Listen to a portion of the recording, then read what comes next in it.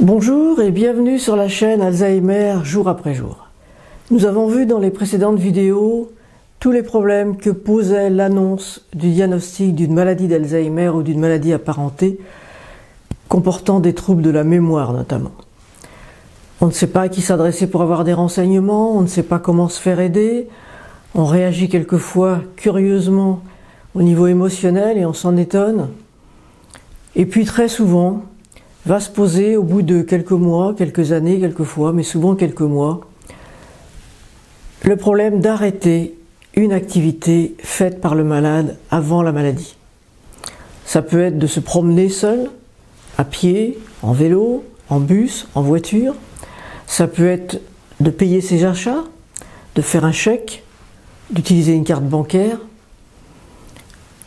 Toutes ces questions qui se posent quelquefois assez rapidement ne sont pas faciles.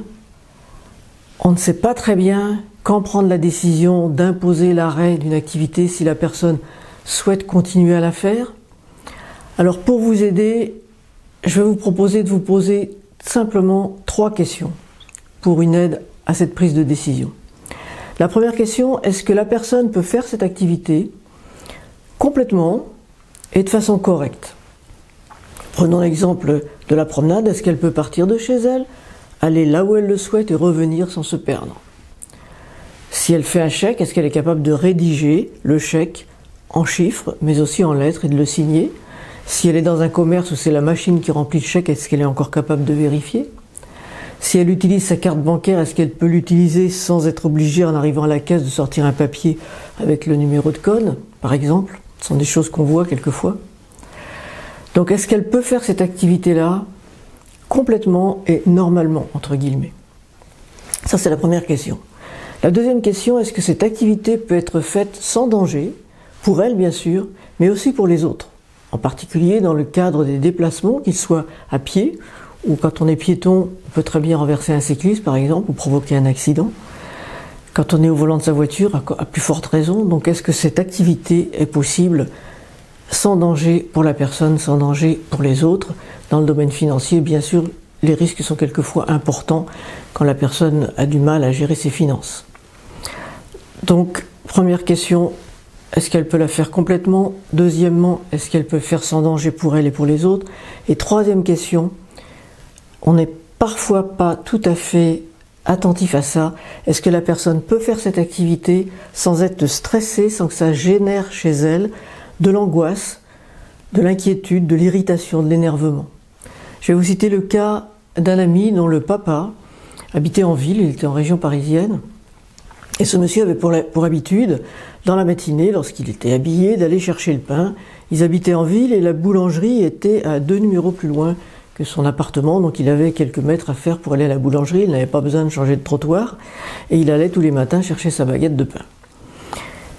Et puis son épouse a constaté au fil des mois qu'il se levait de plus en plus tard, il refusait quasiment de se lever, et quand il arrivait à se lever en fin de matinée, il allait chercher son pain, souvent à 11h, quelquefois midi, et on avait l'impression qu'il fallait vraiment le pousser pour aller chercher ce pain, jusqu'au jour où, quand son épouse lui a vraiment demandé d'aller, parce qu'il était midi, chercher le pain pour le repas de midi, il s'est mis en colère, il a attrapé sa femme par le col de son vêtement, il l'a serré, et en me racontant ça, elle me disait, pour la première fois de ma vie, j'ai eu peur de lui, j'ai eu peur de sa réaction, je n'ai pas compris.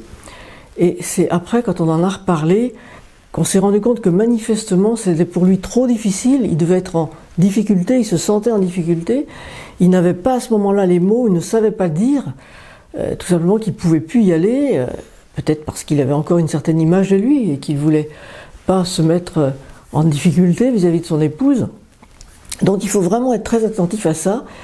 Quand on voit un malade qui refuse vraiment, qui traîne les pieds pour faire quelque chose, il faut se poser la question, peut-être que c'est trop difficile pour lui et que donc c'est peut-être mieux à ce moment-là d'arrêter.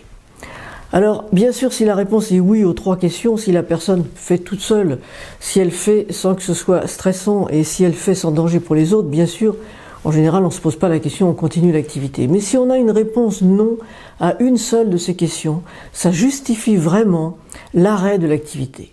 Mais attention, on ne prend pas une décision sur un coup de tête ou parce qu'il s'est passé quelque chose. C'est pas parce que la personne s'est perdue une fois peut-être en se promenant qu'on va tout de suite prendre la décision de l'empêcher de prendre le bus ou de l'empêcher de marcher. Je vais vous citer un autre cas. C'est un monsieur qui était un grand marcheur, qui avait fait des marathons, je crois autrefois, qui était un grand sportif, et son plaisir c'était vraiment de marcher. Il avait la chance d'habiter à la campagne, dans un petit bourg. Il était très connu parce qu'il avait eu des responsabilités, je crois, au niveau municipal. On le voyait toujours aussi courir autrefois puis marcher ensuite, donc il était très connu. Son épouse avait pris le risque, on en avait parlé ensemble, on avait pris le risque de le laisser se promener, même si de temps en temps il lui arrivait quelquefois de se perdre. Et ça lui a permis de marcher presque pendant plusieurs années encore, alors que la maladie était très évoluée. Il s'est perdu 2 fois, il a été ramené une fois par un commerçant qu'il connaissait bien, une autre fois par un voisin. Et la plupart du temps, il se promenait, il faisait toujours le même circuit et il revenait tranquillement chez lui. Et ça a vraiment été un bonheur qu'on a pu le laisser prendre presque jusqu'à la fin de sa maladie. Donc il faut savoir prendre des risques, et quand quelqu'un a tendance à se perdre, eh bien, arrangez-vous pour qu'il ait toujours dans son portefeuille ou dans une poche un papier avec son nom, son adresse et un numéro de téléphone où on peut joindre une personne susceptible d'aller le retrouver. Donc, encore une fois, il faut mûrir une décision d'arrêt, il faut en parler en famille. Si vous avez des enfants, parlez-en avec vos amis éventuellement, parlez-en avec votre médecin traitant, le médecin qui le connaît bien, peut-être avec le spécialiste. Si c'est un problème de conduite automobile, on peut demander l'avis d'un moniteur d'auto-école ou de la commission des permis de conduire. J'ai fait une autre vidéo qui est plus spécifiquement consacrée à la conduite automobile quand on a une maladie d'Alzheimer. Donc, bien réfléchir. Quelquefois aussi, il y a des conséquences sociales importantes à l'arrêt, par exemple, de la conduite automobile. Très souvent, dans les couples qui ont un certain âge, monsieur conduit, madame n'a pas son permis de conduire, on habite à 2 ou 3 kilomètres du bourg ou des commerces, et le fait de ne plus avoir de voiture, de ne plus pouvoir utiliser sa voiture est un facteur d'isolement social. Donc il faut vraiment bien réfléchir. Souvent c'est monsieur qui conduit, c'est monsieur qui est malade, alors il faut vraiment mesurer toutes les conséquences et prendre la décision vraiment calmement et en prenant le temps. Mais une fois que cette décision est prise, il faut s'y maintenir et il ne faut pas revenir. Je pense en particulier au problème de la conduite automobile qui est souvent mal vécu par les malades. Alors il faut trouver une solution pour que la personne ne soit pas tentée de reconduire. Peut-être qu'il faut simplement enlever les clés, ça peut suffire.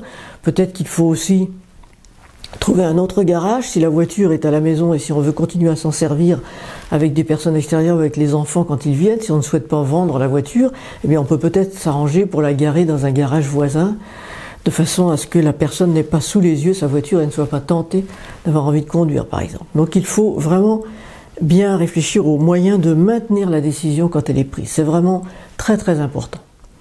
Je sais que c'est un sujet difficile, à la fois quand il faut arrêter d'utiliser par exemple sa carte bancaire ou de faire ses comptes ou de conduire sa voiture.